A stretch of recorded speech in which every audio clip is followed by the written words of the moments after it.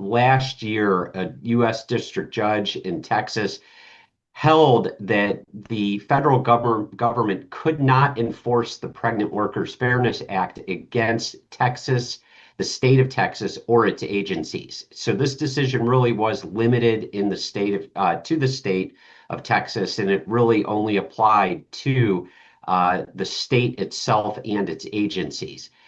So the Fifth Circuit struck down an injunction from that district court that barred the EEOC from enforcing the Pregnant Workers Fairness Act against the state of Texas and its agencies. And a lot of people are expecting that this battle could be headed eventually to the Supreme Court. The panel batted down the trial court injunction that had prevented the EEOC from accepting state employees' charges alleging violations of the Pregnant Workers Fairness Act, investigating those charges, or issuing so-called right to sue letters to those aggrieved workers, or suing on their behalf. We'll recall that the Pregnant Workers Fairness Act bolstered legal protections for workers who are pregnant or have conditions tied to pregnancy and childbirth by requiring employers to offer them reasonable accommodations to help them on the job. So that's what the Pregnant Workers Fairness Act did. This Fifth Circuit ruling last week really has limited impact outside of Texas. Any ruling by the full Fifth Circuit wiping away the panel's decision might embolden litigants elsewhere to raise certain challenges to the law, but the practical effect is that the law is sort of already entrenched in the workplace. And to be honest with you, I think that most employers around the country had already been offering a lot of accommodations that the Pregnant Workers Fairness Act had required even before the law was implemented. And then once the law was implemented, a lot of employers, most employers had already changed their employee handbooks, policies, and it's probably somewhat already entrenched that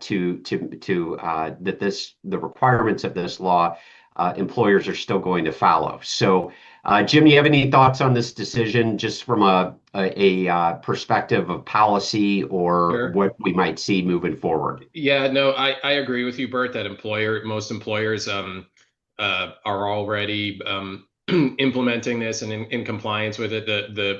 The act itself, I always joke how Congress, couldn't agree that the sky is blue. But this is actually a piece of legislation that they, as you said, they passed like three years ago, employment-related legislation, and that's a pretty rare thing these days in Washington, D.C. So there was some significant bipartisan support, Democrats and Republicans, on this bill. The employer community worked with legislators to sort of craft this bill, right? But there is some controversy around the implementing regulations, and current acting chair of the EEOC, Andrea Lucas. We might talk about her in a little bit when we talk about DEI, because she's a key player in that policy agenda. But she has some concerns about the abortion-related provisions in the regulations that she thinks were sort of existed outside or implemented outside of what Congress agreed to. She doesn't have the ability yet to change those regulations because she doesn't have another Republican on the commission.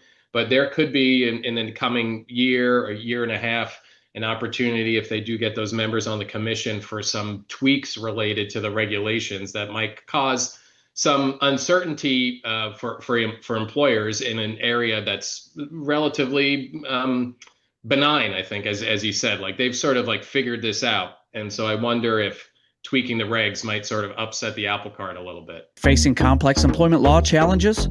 As an AIM member, you get direct access to Ogletree Deacon's top attorneys for expert guidance and defense. Call AIM at 800-948-5700 or visit aimea.org to engage expert workplace specialists today.